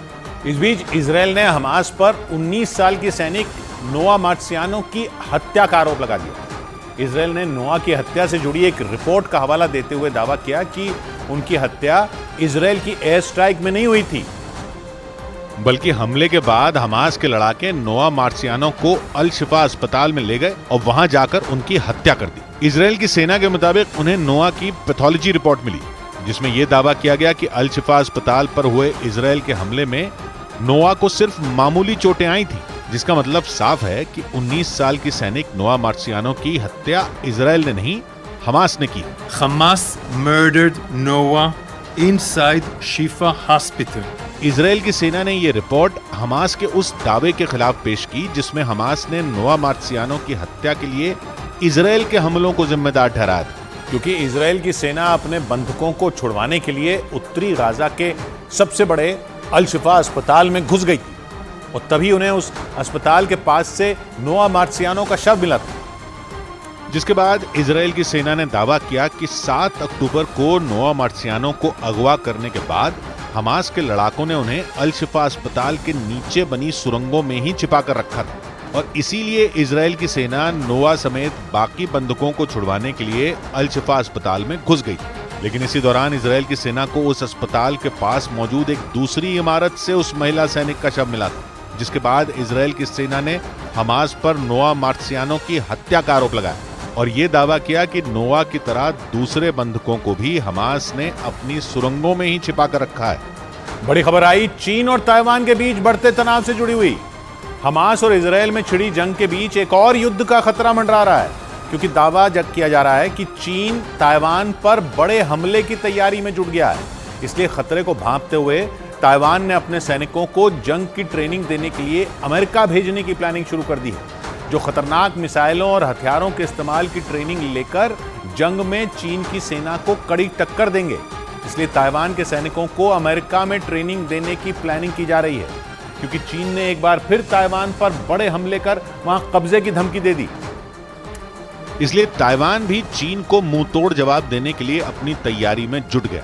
खबर है कि ताइवान के सैनिकों को अमेरिका में जंग के लिए कड़ी ट्रेनिंग दी जाएगी जो जंग में अपने दुश्मन यानी शी जिनपिंग की सेना से मुकाबला करेंगे। क्योंकि चीन की सेना ताइवान को लगातार चारों ओर से घेरकर सैन्य अभ्यास कर रही है। इसलिए ताइवान वक्त रहते ही अपने सैनिकों को और ताकतवर बनाना चाहता है, जिसके लिए अमेरिका ने मदद का हाथ बढ़ा दिया। दावा है कि अमेरिका में ताइवान की सेना खतरनाक मिसाइलों और घातक हथियारों को चलाना सीखेगी, जिससे चीन की सेना से निपटना ताइवान के लिए आसान हो सके। हालांकि पहले से ही बड़ी संख्या में अमेरिका के सैनिक ताइवान में तैनात हैं, जो उसकी सेना को हथियारों और जंग की ट्रेनिंग देने का काम कर रहे हैं। क्योंकि दावा है कि चीन ताइवान पर बड़े हमलों की प्लानिंग कर रहा है, लेकिन ऐसा पहली बार नहीं है, क्योंकि चीन लंबे वक्त से ऐसे ही मौके की तलाश कर रहा था जब अमेरिका किसी दूसरी जंग में उलझ जाए और वो आसानी से ताइवान पर भीषण हमले कर सके। और चीन के हमले की प्लानिंग की खबर ने ताइवान की धड़कनें बढ़ा दी हैं, क्योंकि पिछले साल से ही अमेरिका रूस के खिलाफ युद्ध में यूक्रेन के साथ खड़ा है और उसकी मदद के लिए वो बड़े पैमाने पर हथियार भी मुहैया करा रहा है। लेकिन इस बीच हमास और इजराइल में जंग छिड़ गई और इस जंग में अमेरिका इजराइल का समर्थन कर रहा है। भले ही अमेरिका किसी देश से सीधे तौर पर जंग न लड़ रहा हो, लेकिन वो एक साथ दो देशों को अपनी सैन्य मदद भेज रहा है। और इसी बीच चीन युद्ध का तीसरा मोर्चा खोलने की फिराक में जुटा हुआ। ये माना जा रहा है कि अगर इस वक्त चीन और ताइवान में जंग शुरू हो गई तो अमेरिका उसे बचाने के लिए इस जंग में दखल नहीं दे पाएगा, क्योंकि अमेरिका तो पहले ही दो फ्रंट पर उलझा हुआ है और ऐसे वक्त पर वो ताइवान की मदद नहीं कर सकता। इसलिए चीन इस मौके का फायदा उठाना चाहता है, लेकिन अमेरिका और ताइवान ने मिलकर उसे नाकाम करने का प्लान तैयार कर लिया। जबकि चीन एक वक्त पर ताइवान के साथ अमेरिका को भी आंखें दिखा रहा है। पिछले हफ्ते ही चीन के राष्ट्रपति शी जिनपिंग ने अमेरिका को ताइवान के मुद्दे पर हद में रहने की कड़ी चेतावनी दी थी, क्योंकि अमेरिका ताइवान की ढाल बनकर खड़ा है और बड़ी संख्या में अमेरिका के सैनिक ताइवान में तैनात हैं, जो उसकी सेना की मदद कर रहे हैं। इतना ही नहीं, अमेरिका लड़ाकू विमानों और जंगी जहाज के जरिए भी ताइवान की सुरक्षा कर रहा है। इसलिए चीन उससे भड़का हुआ है। शी जिनपिंग तो पहले ही साफ संदेश दे चुके हैं कि अमेरिका ताइवान को अपने हथियारों की सप्लाई बंद कर दे, वरना इसका अंजाम बहुत बुरा हो सकता है। लेकिन उस चेतावनी के बाद भी अमेरिकी सैनिक ताइवान की मदद के लिए वहां डटे हुए हैं। इसलिए ये माना जा रहा है कि चीन ने फिर अमेरिका को धमकी दे डाली, ताकि ताइवान जंग में अकेला पड़ जाए और चीन उस पर कब्जा कर सके। क्योंकि दक्षिण चीन सागर में पहले से ही अमेरिका और चीन आमने सामने हैं। चीन पर यह आरोप लगते हैं कि उसने दक्षिण चीन सागर के इलाके में दूसरे देशों के कई द्वीपों पर कब्जा कर रखा है। इतना ही नहीं, चीन तो वहां 90% हिस्से पर अपना दावा करता है। लेकिन चीन के इस दावे को अमेरिका नकारता है। इसलिए दक्षिण चीन सागर पर अमेरिका और चीन एक दूसरे को घेरने में जुटे हुए हैं। वहां दोनों देश अपने लड़ाकू विमानों और युद्धपोतों के जरिए अपनी ताकत दिखाना चाहते हैं, और छोटी सी चिंगारी किसी भी वक्त दक्षिण चीन सागर को युद्ध की आग में झोंक सकती है। माना जा रहा है कि दक्षिण चीन सागर में अमेरिका की जबरदस्त घेरेबंदी की वजह से ही चीन उसे धमकियां देता रहता है, क्योंकि अमेरिका की बढ़ती ताकत चीन के लिए मुश्किलें पैदा कर सकती है। उधर बड़ी खबर आई म्यांमार से। खबर है कि वहां चल रही सेना की सत्ता पर कभी भी विद्रोहियों का कब्जा हो सकता है। वहां की सरकार के खिलाफ जंग लड़ रहे विद्रोहियों ने देश के बहुत बड़े हिस्से पर कब्जे का ऐलान कर दिया है। लंबे वक्त से म्यांमार में गृह युद्ध चल रहा है। पिछले महीने से ही वहां के विद्रोही म्यांमार की सेना के खिलाफ भीषण जंग लड़ रहे हैं। कई जगहों से म्यांमार की फौज की शिकस्त की खबरें सामने आने के बाद वहां की सरकार बैकफुट पर दिख रही है। इसलिए आशंका जताई जा रही है कि म्यांमार की सत्ता कभी भी वहां के विद्रोहियों के हाथ में जा सकती है, क्योंकि म्यांमार में हजारों वर्ग किलोमीटर जमीन पर विद्रोही संगठन कब्जे का ऐलान कर चुके हैं। पिछले 1.5 महीने से म्यांमार की सेना के खिलाफ वहां के विद्रोही संगठनों ने लड़ाई छेड़ रखी है। 2021 से ही म्यांमार का शासन वहां की सेना के हाथ में है, और तभी से वहां लोकतंत्र बहाली की मांग करने वाले संगठन वहां की सेना के खिलाफ जंग लड़ रहे हैं। लेकिन अब ये जंग वहां की सरकार के गले की फांस बनती दिख रही है। विद्रोही संगठनों ने वहां की 8000 वर्ग किलोमीटर जमीन पर कब्जे का दावा किया है। इस कब्जे का सीधा मतलब यह है कि वहां पर म्यांमार की सेना या सरकार का शासन नहीं चलता, और म्यांमार की सरकार के लिए खतरे की घंटी इसलिए है क्योंकि विद्रोहियों के कब्जे वाले इलाके लगातार बढ़ रहे हैं। खबरों के मुताबिक वहां की सेना पर भारी पड़ रहे विद्रोहियों के पास आधुनिक हथियार भी हैं और बेशुमार लड़ाके भी। इसीलिए वो लड़ाई में म्यांमार की सेना के होश उड़ा रहे हैं। यही वजह है कि म्यांमार में छिड़ा गृह युद्ध थमने का नाम नहीं ले रहा है। ऊपर से वहां के विद्रोही लगातार वीडियो जारी कर वहां की सेना की मुश्किल बढ़ा रहे हैं। म्यांमार के विद्रोहियों ने इस बार वहां के सैनिकों के सरेंडर का वीडियो जारी किया, जिससे म्यांमार की सेना की लाचारी साफ दिखने लगी। क्योंकि वीडियो म्यांमार की सेना के कैंप का बताया गया जिसमें कई सैनिक विद्रोहियों के सामने सरेंडर करते दिखे। दावा यह है कि भीषण हमलों के बाद कैंप के अंदर फंसे सैनिकों ने विद्रोहियों से हमले बंद करने की अपील कर दी और बदले में सरेंडर करने का ऐलान भी कर दिया। बाद में विद्रोही लड़ाके सैनिकों को एक गाड़ी में डालकर ले गए। इसके बाद विद्रोहियों के कब्जे में मौजूद म्यांमार के सैनिकों की तस्वीरें भी सामने आई। कई सैनिक बुरी तरह जख्मी दिखाई दिए। अगवा किए गए सैनिकों से खाना बनवाने और साफ सफाई जैसे काम कराए जाने की खबरें भी सामने आई। म्यांमार की सेना के लिए ये तस्वीरें शर्म से डूब मरने वाली। विद्रोही संगठनों के सामने उनकी लाचारी और बेचारगी इन तस्वीरों में साफ दिखाई दी। यानी विद्रोही संगठनों ने मनोवैज्ञानिक रूप से भी म्यांमार की सेना को तोड़कर रख दिया। इसीलिए माना जा रहा है कि म्यांमार में 2021 में शुरू हुए गृह युद्ध में अब अपने अंजाम तक पहुंचने के काफी करीब है। 2021 में वहां की सेना ने तख्ता पलट कर दिया और सत्ता अपने हाथ में ले ली थी, लेकिन तभी से वहां की राजनीतिक पार्टियों ने लोकतंत्र बहाली की मांग शुरू कर दी और इसके लिए सेना के खिलाफ आंदोलन शुरू कर दिया। लोकतंत्र बहाली की मांग करने वाले संगठन ही वहां के विद्रोही हैं, जो 2021 से ही सेना के खिलाफ जंग लड़ रहे हैं। लेकिन अब जाकर विद्रोहियों को सेना के खिलाफ लड़ी जा रही जंग में जीत मिलनी शुरू हुई। विद्रोहियों का आरोप है कि वहां की सेना म्यांमार के लोगों पर जुल्म कर रही। ऊपर से महंगाई और बेरोजगारी जैसी परेशानियों की वजह से भी वहां की सेना बैकफुट पर है। दावा तो यहाँ तक है कि इन्हीं कारणों की वजह से वहां के लोगों का समर्थन भी सेना को नहीं मिल रहा और यही वजह है कि अब म्यांमार के टुकड़े होने की आशंका बढ़ने लगी है। आशंका इस बात की भी है कि विद्रोहियों का दबदबा बढ़ता देख वहां की सेना के अधिकारी उन्हें बातचीत की पेशकश कर सकते हैं। हालांकि बातचीत तक पहुंचने से पहले वहां की सेना अपनी तरफ से पूरा दम लगाना चाहती है, क्योंकि अगर मामला बातचीत तक पहुंच गया तो उसे विद्रोहियों के सामने सेना का सरेंडर ही माना जाएगा। इसीलिए फिलहाल सबसे बड़ी जंग म्यांमार की अंतर्राष्ट्रीय सीमाओं पर चलने की खबर है, क्योंकि वहां की सेना को लगता है कि अगर अंतर्राष्ट्रीय सीमाओं पर नियंत्रण बना रहा तो वो विद्रोहियों को घेरने में कामयाब हो जाएगी। दूसरी तरफ विद्रोही संगठन भी म्यांमार की अंतर्राष्ट्रीय सीमाओं को कब्जे में लेने के लिए ताकत झोंक रहे हैं। म्यांमार की सीमाएं 5 देशों से लगती हैं। इनमें भारत के अलावा बांग्लादेश, चीन, लाओस और थाईलैंड शामिल है। इन 5 ही सीमाओं पर फिलहाल भीषण जंग छिड़ी हुई, जिसकी वजह से वहां हड़कंप मचा हुआ। लोगों में डर का माहौल है और डर भी ऐसा कि भगदड़ जैसे हालात बन गए। पिछले हफ्ते म्यांमार से कुछ सैनिक जान बचाने के लिए भागकर भारत में आ गए। हालांकि बाद में उन्हें म्यांमार लौटा दिया गया। खबरें तो यहां तक हैं कि वहां के हजारों लोग भी जल्द से जल्द म्यांमार से निकलना चाहते हैं।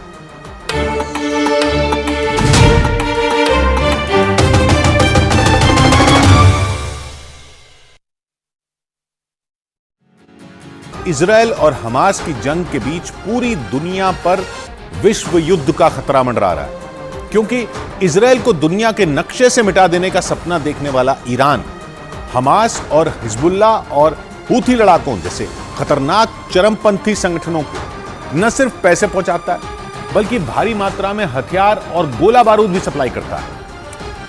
और अगर ईरान में बनाए गए तीनों परमाणु बमों में एक भी इन संगठनों के हाथ लग गया तो दुनिया में कैसी तबाही मचेगी इसका अंदाजा भी लगाना मुश्किल है। हमास के साथ इजरायल की जंग के दौरान आए दिन ईरान समेत कई मुस्लिम देश इजरायल और अमेरिका को आंखें दिखा रहे हैं और गाजा पर इजरायल के हमलों को उसकी सबसे बड़ी गलती बता रहे हैं।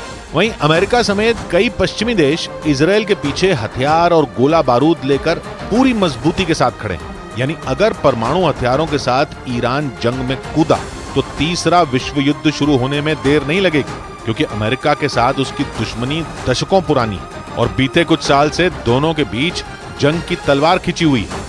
और इसी वजह से दुनिया को डर सताने लगा कि अमेरिका और इजरायल को रोजाना बदले की धमकी देने वाला ईरान कहीं युद्ध का नया मोर्चा न खोल दे। जंग की दहलीज पर खड़े अमेरिका और ईरान 35 साल पहले भी एक दूसरे से सीधी जंग लड़ चुके हैं।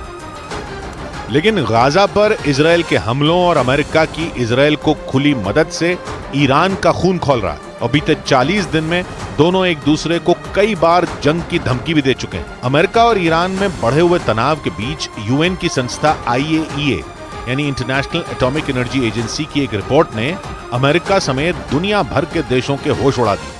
IAEA की रिपोर्ट में दावा किया गया कि ईरान ने करीब 128 किलो यूरेनियम इकट्ठा कर लिया। IAEA के मुताबिक एक परमाणु बम बनाने के लिए 42 किलो यूरेनियम की जरूरत होती है और जितना यूरेनियम ईरान के पास है वो 3 परमाणु बम आसानी से बना सकता है। लेकिन परेशानी उस यूरेनियम की शुद्धता से है। IAEA का मानना है कि परमाणु बम बनाने के लिए यूरेनियम का 90% तक शुद्ध होना जरूरी है। लेकिन ईरान के पास मौजूद यूरेनियम उतना शुद्ध है या नहीं, इसकी सही जानकारी किसी के पास नहीं है। क्योंकि ईरान दुनिया की नजरों से छिपाकर अपना परमाणु कार्यक्रम चलाता है। उसके पास परमाणु कार्यक्रम को दुनिया की शांति के लिए खतरनाक बताते हुए अमेरिका और इजराइल ये दावा कर चुके हैं कि ईरान के परमाणु बम गलत हाथों में चले गए तो दुनिया में महातबाही आ सकती है। हालांकि ईरान के परमाणु कार्यक्रम पर संयुक्त राष्ट्र और अमेरिका की 24 घंटे नजर बनी हुई है। और उसी के आधार पर सितंबर महीने में ही अमेरिका के रक्षा मंत्रालय ने दावा किया था कि ईरान के पास 14 दिन के अंदर परमाणु हथियार बनाने के लिए जरूरी तकनीक और बुनियादी ढांचा मौजूद है। यानी वो परमाणु बम बनाने के बेहद करीब है। करीब 22 साल से ईरान परमाणु ताकत हासिल करने की कोशिश में जुटा है।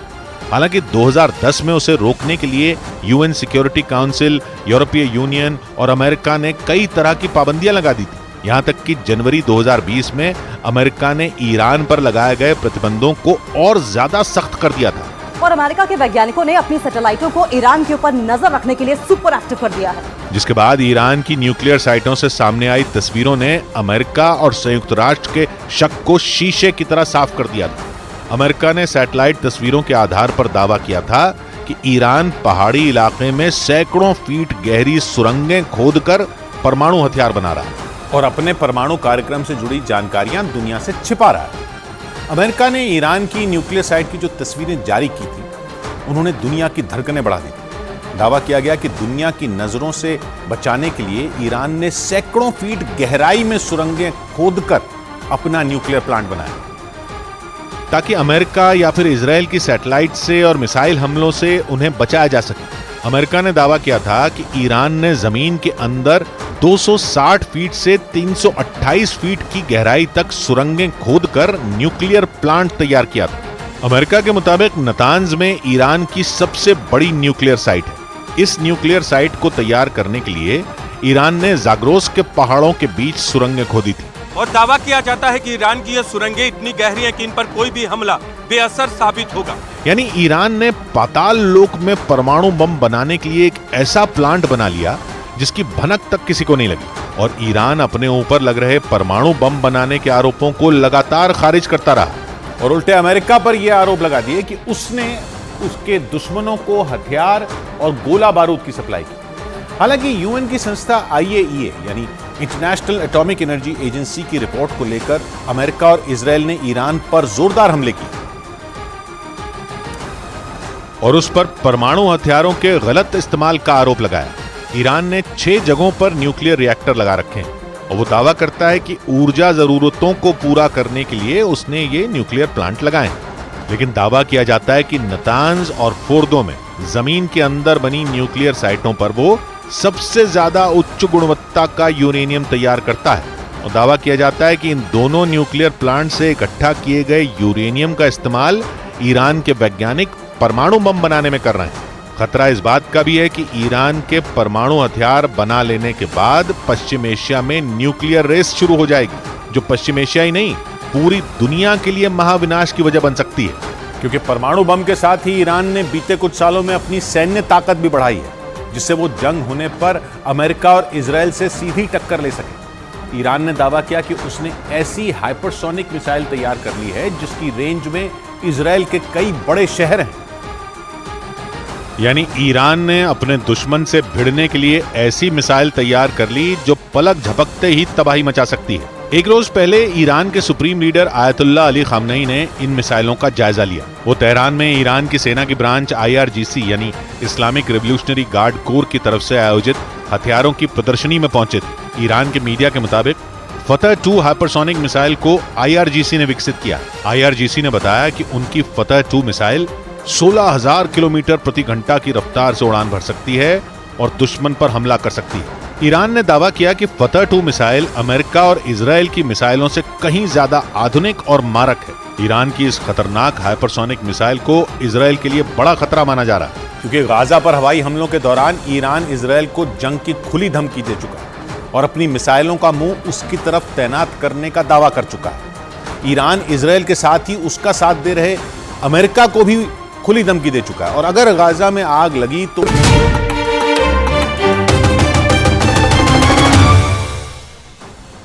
बड़ी खबर आई उत्तर कोरिया की जासूसी सैटेलाइट की लॉन्चिंग से जुड़ी।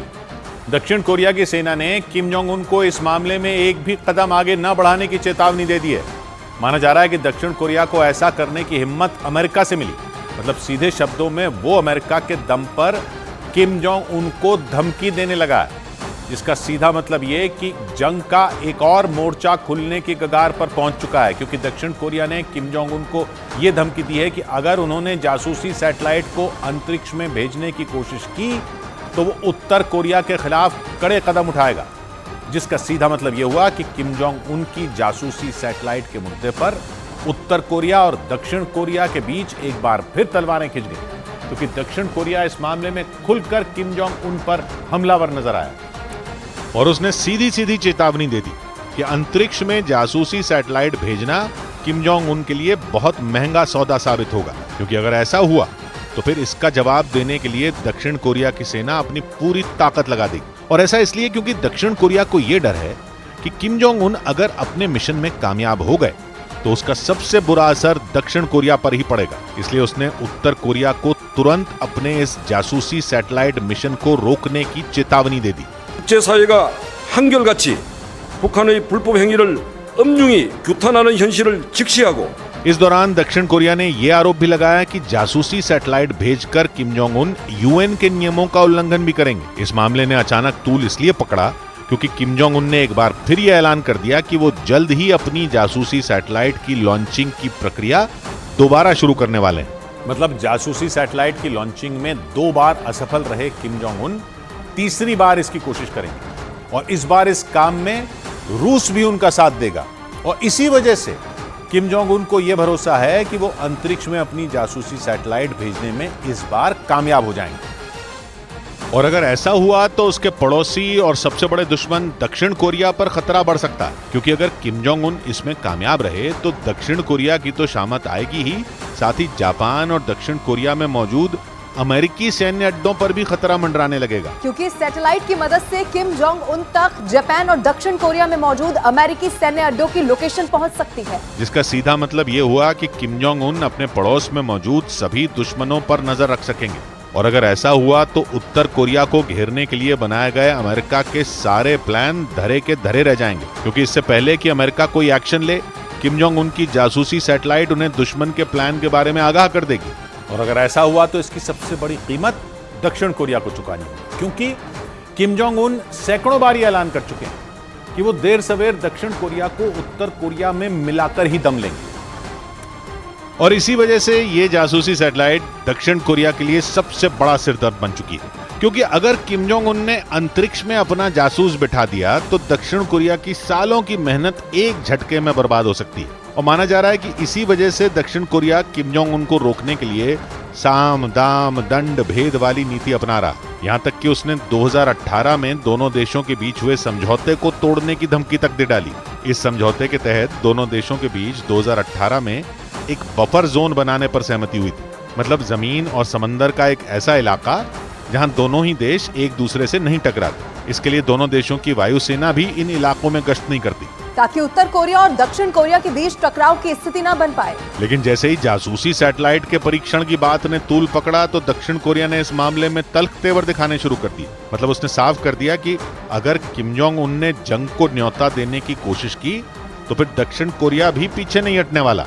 और दक्षिण कोरिया की तैयारियों को देखकर ऐसा लग रहा है कि वो इस बार पीछे हटने के मूड में नहीं है, क्योंकि किम जोंग उन की जासूसी सैटेलाइट के परीक्षण की आशंका के बीच दक्षिण कोरिया ने सीमा पर तैनाती बढ़ा दी, जिसका सीधा मतलब यह हुआ कि वो उत्तर कोरिया को कोरी धमकियां नहीं दे रहा, बल्कि इस बार उसकी तैयारी एकदम पुख्ता है, जिसका सबूत दिया दक्षिण कोरिया की सेना की तैयारी ने।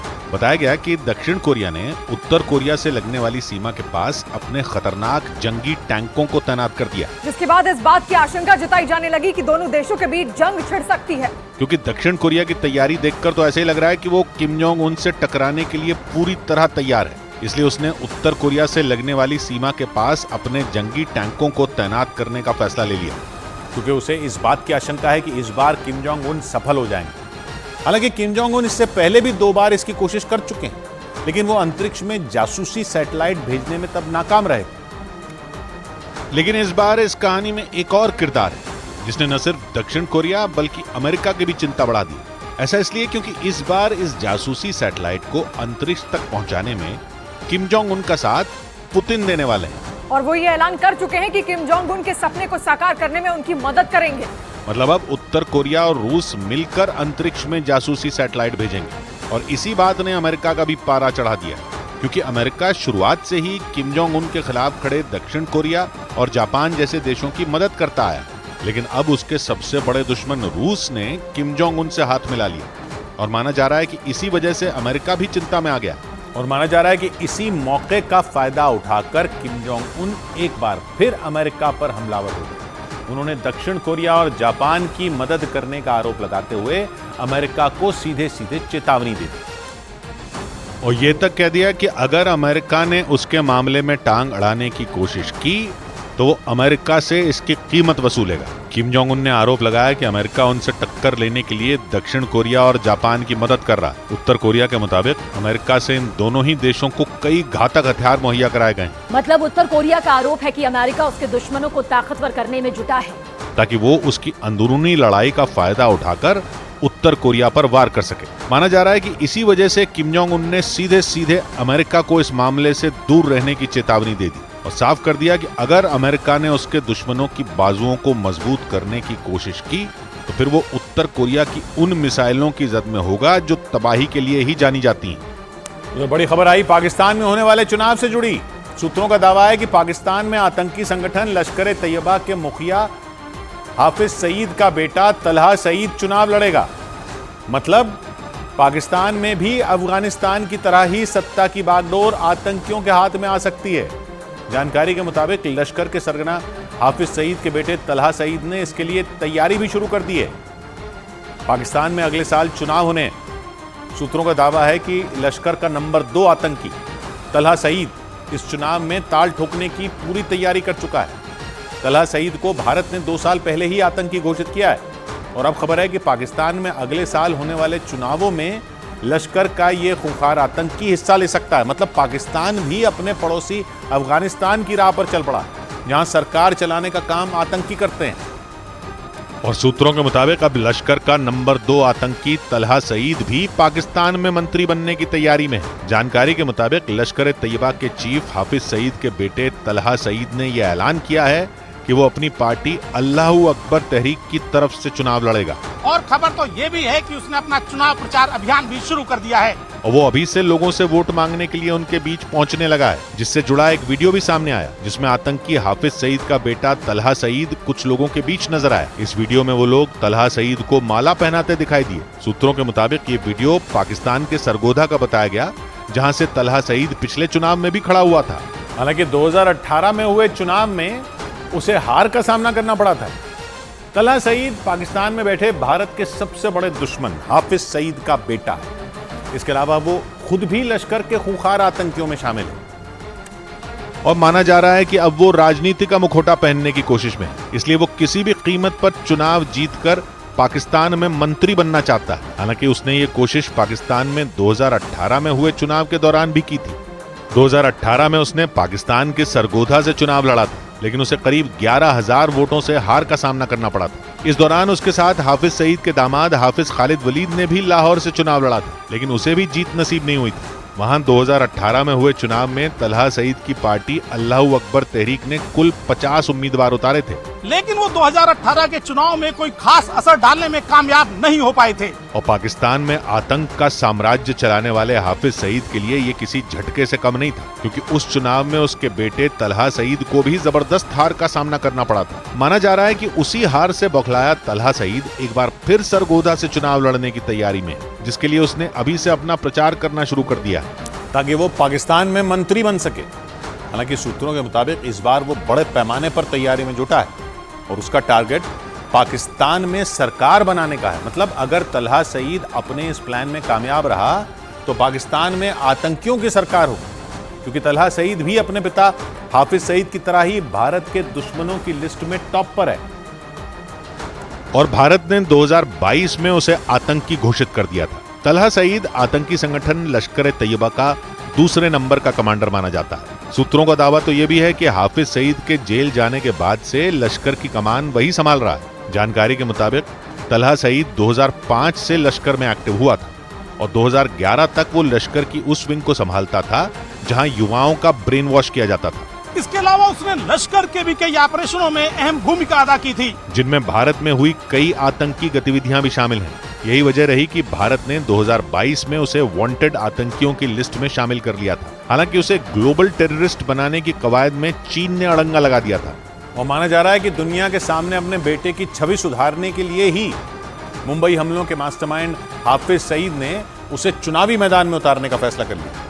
आरोप है कि पाकिस्तान की जेल में बंद आतंकी हाफिज सईद ही पर्दे के पीछे से तलहा सईद को मंत्री बनाने की प्लानिंग में लगा हुआ है, ताकि पाकिस्तान की सरकार में उसका सीधा दखल हो सके। क्योंकि पिछले कुछ साल में दुनिया के सामने अपनी इज्जत बचाने के लिए पाकिस्तान ने लश्कर समेत कई आतंकी संगठनों पर नकेल कसने का काम किया। कम से कम पाकिस्तान ने तो यही दावा किया कि उसने अपने यहाँ आतंकी गतिविधियों को हवा देने वाले लोगों को जेल में डालकर एक कड़ा संदेश देने की कोशिश की।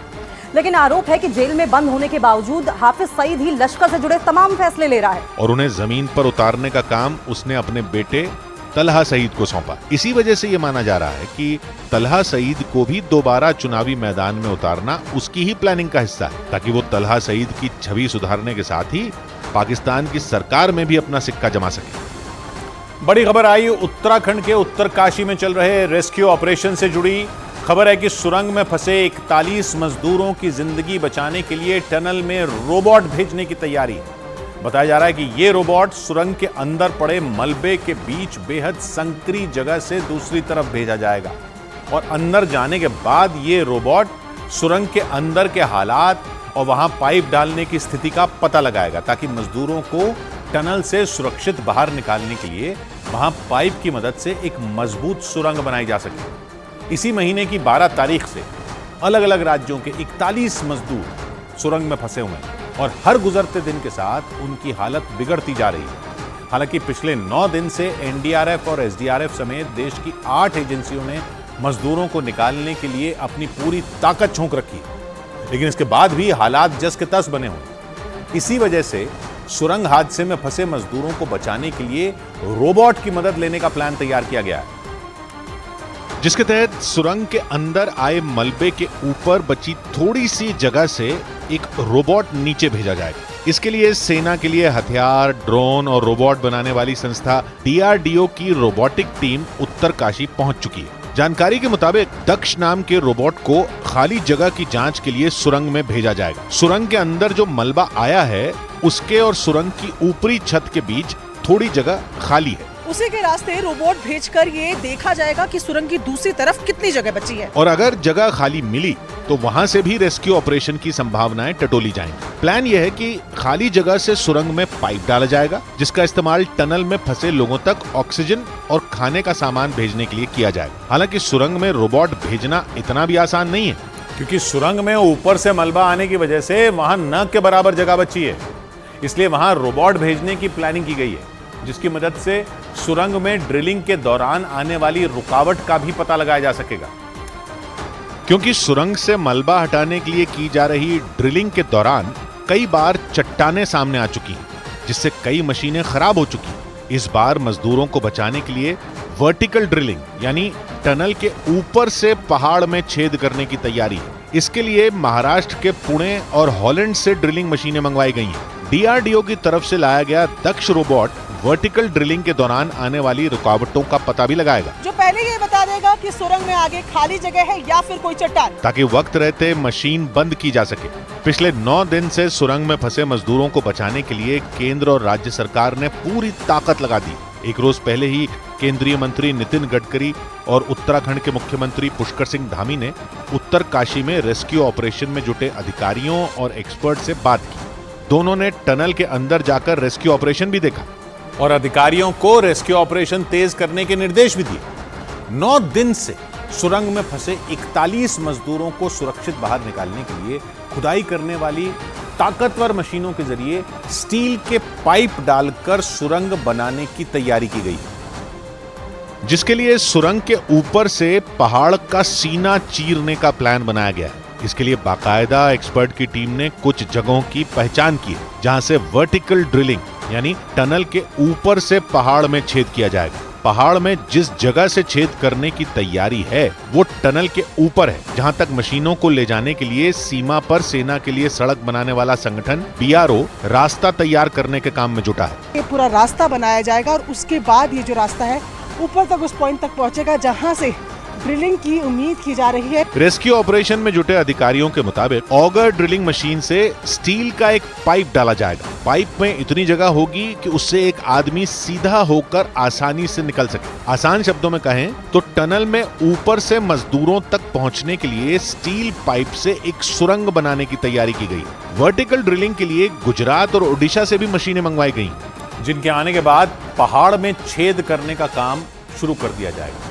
लेकिन उससे पहले रेस्क्यू ऑपरेशन में जुटी NDRF की टीम ने मजदूरों को स्टील के पाइप से बाहर निकालने के लिए मॉक ड्रिल की, जिसका एक वीडियो भी सामने आया, जिसमें एक मशीन की मदद से मजदूरों को बाहर निकालने की तैयारियों को परखा गया। जो वीडियो सामने आया उसमें मजदूर को लिटाने के लिए एक स्ट्रेचर दिखाई दिया। इसके बाद NDRF का एक जवान उस पर लेट गया। लेटने के बाद उसे स्ट्रेचर में लगी बेल्ट से बांध दिया गया ताकि सुरंग से बाहर निकालने के दौरान कोई हादसा न हो। इसके बाद एक मशीन की मदद से स्ट्रेचर पर लेटे NDRF के जवान को उठाया गया और ये देखा गया कि ड्रिलिंग के बाद मजदूरों को स्टील की पाइप से कैसे और कितने समय में सुरक्षित बाहर निकाला जाएगा।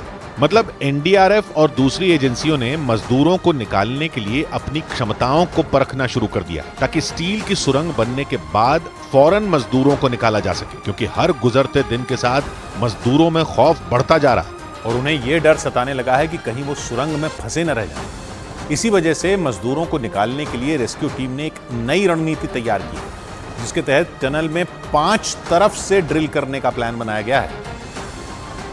क्योंकि पिछले 9 दिन में मजदूरों को सुरंग से रेस्क्यू करने के जितने भी प्लान तैयार किए गए वो फेल हो चुके हैं। मलबे को हटाने के लिए 4 ताकतवर मशीनें मंगवाई गई। एक्सपर्ट्स ने 3 अलग अलग प्लान भी तैयार किए, लेकिन हर बार नाकामी ही हाथ लगी। इसी वजह से इस बार एक नई रणनीति बनाई गई, जिसके तहत NDRF, SDRF, ITBP और BRO समेत 8 एजेंसियां एक साथ टनल में 5 तरफ से ड्रिल करेंगी। जानकारी के मुताबिक पहली ड्रिल सिलक्यारा की ओर से मेन टनल में 35 मीटर तक जाएगी, जबकि डंडाल गांव की ओर से मेन टनल में 480 मीटर तक खुदाई होगी। डंडाल गांव की ही तरफ से 172 मीटर वर्टिकल ड्रिलिंग यानी ऊपर से छेद किया जाएगा। इसी तरह चौथी ड्रिलिंग सिलक्यारा से 350 मीटर आगे यमुनोत्री जाने वाले रास्ते से करने की तैयारी। और तो और सिलक्यारा की तरफ से ही 92 मीटर की 2 वर्टिकल ड्रिल का प्लान भी तैयार किया गया है। मतलब 9 दिन से सुरंग में फंसे मजदूरों तक पहुंचने के लिए रेस्क्यू ऑपरेशन तेज कर दिया गया। और तो और मजदूरों को बाहर निकालने और पहाड़ में छेद करने के लिए विदेश से ड्रिलिंग एक्सपर्ट तक को बुलाया गया, जो पहाड़ों की जांच कर ये पता लगाने में जुटे हैं कि किस जगह से पहाड़ में ड्रिल करना आसान होगा। विदेश से आए drilling expert Arnold Dix international tunneling underground space association के प्रेसिडेंट। बताया गया कि उत्तरकाशी पहुंचने के बाद उन्होंने ड्रिलिंग के लिए कुछ जगहों का चयन भी किया है। ये जगह है जहां पर आप देख रहे हैं लाल रंग के झंडे लगे हुए हैं, इनको फाइनलाइज किया गया है वर्टिकल ड्रिलिंग के लिए। बताया गया कि आर्नल्ड डिक्स ने ड्रिलिंग के लिए 2 पॉइंट या यूं कहें कि 2 जगहों का चयन किया है, लेकिन उनका कहना है कि पहाड़ की मिट्टी बेहद भुरभुरी है, जिसकी वजह से मलबा हटाना किसी चुनौती से कम नहीं है। This is nothing.